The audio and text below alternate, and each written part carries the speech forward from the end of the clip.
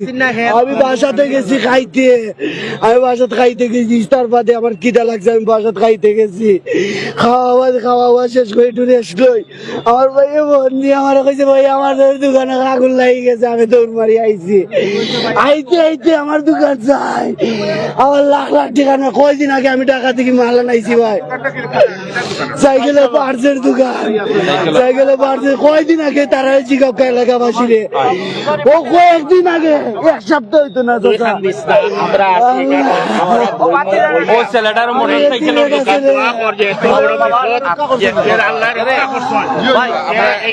চেষ্টা করবো। আপনারও যে আমার এই যে কন্যারে আমার মোটরসাইকেলের দোকান ছিল, আমার মোটরসাইকেল আছে প্রায় 8-10টা, আরো যে দোকান গাড়ি খোলা ছিল, বডি গুলা জাস্ট খালি বাচ্চার যে গাড়িতে গ্যারেজ, একটা গ্যারেজ, আমরা সব বলতে দোকানে যে মোটরসাইকেলের বডির যা মালগুলা ছিল সবগুলা জ্বলি আর কি শেষ, জাস্ট খালি বডি গুলো আমরা বাঁচাইতে পারছি। আর রাস্তা গাড়ির যা দোকানে যা জরুরি কাগজপত্র, সূত্রপাত বলতে হঠাৎ আর কি ওই যে কারেন্টের লাইনও আমরা শর্ট সার্কিট দেখছি, বিজলি 2-3টা পড়ছে, ফোরার বাদ থেকে আর কি আগুনটা একবার কারেন্ট গেছে, যাওয়ার বাদে আমরা সবটা বন্ধ করছি। এর পার থেকে যে আপনার শুরু হয়েছে আর কি আগুন, এক সাইড থেকে সমিল থেকে শুরু হয়ে একবার এই সাইড পুরা শেষ, বিকট শব্দ হয়ে আপনার ওই সাইড থেকে দৌড়াইয়া পড়ছে।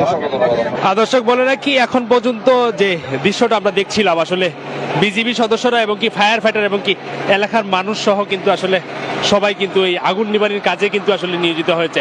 আমরা যে দৃশ্যটা দেখাচ্ছি ঠিক মদিনা মার্কেট ঠিক পাড়ি দিয়ে আখালিঘাটের যে রাস্তাটি আছে, ঠিক 48 বিজিবি ক্যাম্পের ঠিক মেইন গেটেই কিন্তু আসলে কি আগুনটি ধরে এবং কি অগ্নিকাণ্ডের একটি ঘটনা ঘটে, এবং কি আমরা সেই বিজিবি সদস্যরা দেখছিলাম ফায়ার সার্ভিসের সাথে কিন্তু আসলে একসাথে সমান তালে কিন্তু আসলে কাজ করে যাচ্ছেন। আমরা সেই আগুনের সূত্রটা এখন পর্যন্ত জানতে পারছি না, কিন্তু আমরা বিজিবিকে, বাংলাদেশ বিজিবি যারা এই সেনাবাহিনী এবং বিডিআরদেরকে আমরা আমাদের এলাকা এবং আমাদের পাবলিকের পক্ষ থেকে ধন্যবাদ জানাচ্ছি। ধন্যবাদ দিলেও ছোট হবে, কিন্তু তারা যেভাবে দায়িত্বটা পালন করিয়া এই আগুনকে বর্তমানে নিয়ন্ত্রণে আনছেন, অনেক ক্ষতি হইল না, আরো ক্ষতি হইল না যদি তারা সাথে সাথে আসিয়া না পড়তো।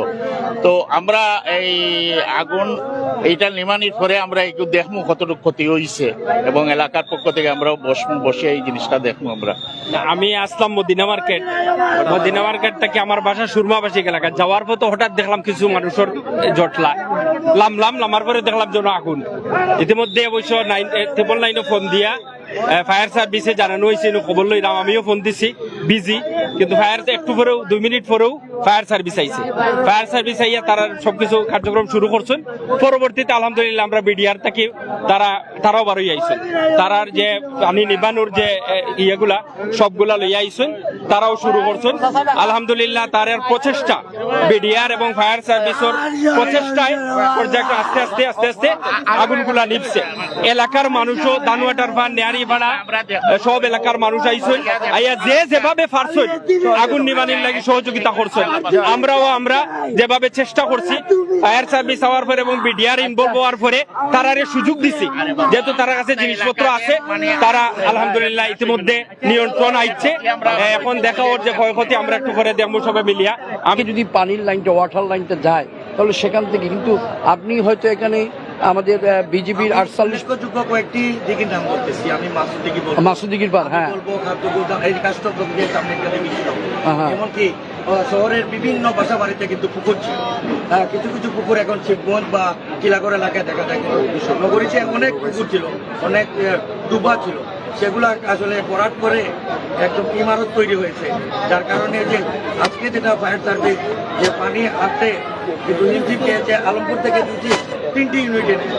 আমাদের আগামী ভবিষ্যতের জন্য যে পুকুর এবং খাল যেটা ভরাট হয়েছে বা নতুন করে এই দিঘিগুলা যাতে উদ্ধার করার কোনো কার্যক্রমটি আপনারা করবেন।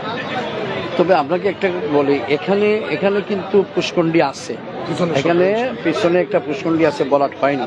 আপনি মাসুদিগির পারের কথা বলছেন, এটা ঠিক আছে আপনার কথাটা, তারপরে ওই যে কাস্টমারের বিজ্ঞানের কথা বলছেন, এগুলো ঠিক আছে। যে অবশ্যই এগুলা বর্তমান বিষয় হচ্ছে, যেহেতু জনসংখ্যা বৃদ্ধি পাচ্ছে, সেইগুলো ভরাট করে বাসাবাড়ি তৈরি করা হচ্ছে, পাশাপাশি তার বিকল্প ব্যবস্থা কিন্তু করার সুযোগ আছে। এই বিকল্প ব্যবস্থা যেটা বললাম যে আপনাকে, সিটি কর্পোরেশনের যে ওয়াটার লাইন, পানির লাইন যেটা যাবে, সেই লাইনটি যেন এমনভাবে একটা মাস্টার প্ল্যান করে এইটা করা থাকে যে আজকে মনে করেন এখানে একটা ঘটনা ঘটেছে, এখানে পুষ্করণী নেই, আমার এখানে যেহেতু পাশেই কিন্তু মাউন্ট রোডের হাসপাতাল, বেশি দূর না, এইটা একটা হাসপাতালও তো কখনো করতে পারে। এই ধরুন এই যে ওয়াটার লাইন মাস্টার প্ল্যান করে যদি করা হয় তাহলে ওই সমস্ত লাইন থেকে তাৎক্ষণিকভাবে পাওয়ার একটা সুযোগ থাকে। এইভাবেই তো, কারণ উন্নত বিশ্বে তো আর পুষ্করণী নেই। আপনি যদি যুক্তরাজ্যের কথা বলেন, যুক্তরাষ্ট্রের কথা বলেন, অন্যান্য দেশের কথা বলেন, তাহলে সেখানে তো পুষ্করণী নেই। সেখানে তো ওই ওয়াটার লাইন যেটা আছে, সিটি কর্পোরেশন বলেন আর কাউন্সিল বলেন, সেখানে পানির লাইন এমনভাবে গেছে তারা কিন্তু তাৎক্ষণিকভাবে ওই পানির লাইন থেকেই কিন্তু পানিটা নিয়ে আসে। এই জন্য এই ব্যবস্থার জন্য আগামীতে সিটি কর্পোরেশনে একটা মাস্টার প্ল্যান করে অগ্নি নির্বাপকের জন্য একটা ব্যবস্থা করা প্রয়োজন বলে আমি মনে করি। আমি নগরীতে অনেক গলি আছে, যেমন শিবগঞ্জে, লামাপাড়া সহ বিভিন্ন জায়গায় আসলে অগ্নিকাণ্ড ঘটনা ঘটে, কিন্তু রাস্তার কারণে ফায়ার সার্ভিস এমনকি অ্যাম্বুলেন্স পর্যন্ত যেতে পারে না। এই ব্যাপারে আগামীতে আপনারা কি কি উদ্যোগ নেবেন? আপনি জানেন বিগত যে সিটি কর্পোরেশনের নগরপিতা যিনি ছিলেন জনাব আরিফুল হক চৌধুরী, ওনার 2 টার্মে কিন্তু এই সিলেট নগরীতে রাস্তা প্রশস্ত হয়েছে, পর্যাপ্ত পরিমাণে প্রশস্ত হয়েছে। আমি বলবো না যে 100% হয়েছে, কিন্তু ওনার সময়কালে যে রাস্তাগুলো প্রশস্ত হয়েছে, এই প্রশস্ত হওয়ার কারণে কিন্তু বিভিন্ন এলাকায় এখন ফায়ার ব্রিগেড ঢুকতে পারত। যদি ওনার সময়কালে যদি এইগুলো সমস্ত কাজ করা না হতো তাহলে আজকে শহরের মোর দেন 60% রাস্তা কিন্তু ছোটই ছিল, এখন হয়তো 20% আছে, কিন্তু 40% তো উনি তো করে গিয়েছেন। ভবিষ্যতে যারাই এই সিলেট সিটি কর্পোরেশনে জনগণ যাকে বা ভোট দিয়ে নির্বাচিত করবে, উনি যদি ওনার সেই দায়িত্ববোধ এবং রেসপন্সিবিলিটি মনে করেন, তাহলে অবশ্যই বাকি যেগুলো রাস্তাগুলো ছোট আছে সেইগুলো যাতে ফায়ার ব্রিগেডে অ্যাম্বুলেন্স যায় সেই ব্যবস্থা কিন্তু আগামীতে এই নগরবাসী ওই ধরনের ব্যক্তি কিন্তু চয়েস করে নিবে মনে করি। আচ্ছা, যেহেতু আমরা একটা ইনসিডেন্ট এখন আমরা ফেস করছি এবং যেহেতু আমরা একটা ম্যানেজমেন্ট করছি বিষয়টা, আমি একটু কথা না বাড়াই। আমরা মূলত আমাদের কাছে ফায়ার ফাইটিং ইকুইপমেন্ট আছে, আমরা সব সময় প্রস্তুত থাকি এই বিষয়গুলো নিয়ে।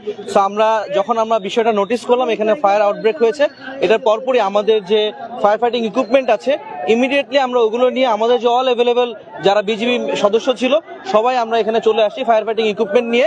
ইনিশিয়ালি আমরা এটাকে নিয়ন্ত্রণ করার চেষ্টা করেছি, সেই সাথে আমরা ফায়ার সার্ভিসকে খবর দিয়েছি এবং খুবই দ্রুততম সময়ে তারা চলে আসছে এবং আমাদের বিজিবি এবং যারা ফায়ার সার্ভিসের মেম্বার আছে তাদের সহায়তায় আমরা চেষ্টা করছি যে এটাকে যেভাবেই হোক এই ফায়ার যেটা আউটব্রেক হয়েছে এটাকে নিয়ন্ত্রণে আনার জন্য।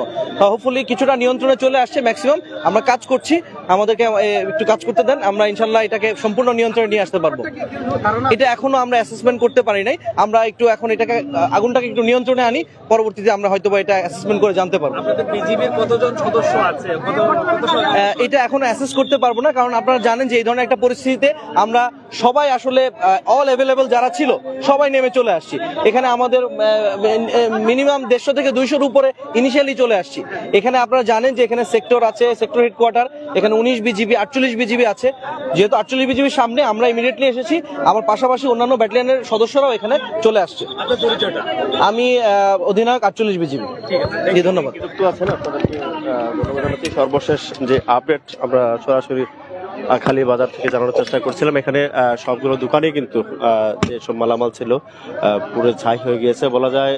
এই ব্যবসায়ীরা, ক্ষুদ্র ব্যবসায়ীরা কিন্তু একেবারে শূন্য হয়ে গেলেন এবং এই বিপদটুকু কাটিয়ে ওঠার যে এই বিষয়টুকুর জন্য অবশ্যই আমরা সবাই পরম করুণাময় মহানবুল আলমিনের কাছে যেন দোয়া মোনাজাত করি। আশা রাখি মহানবুল আলমিনের রহমতে তারা যেন বিপদটুকু কাটিয়ে উঠতে পারে।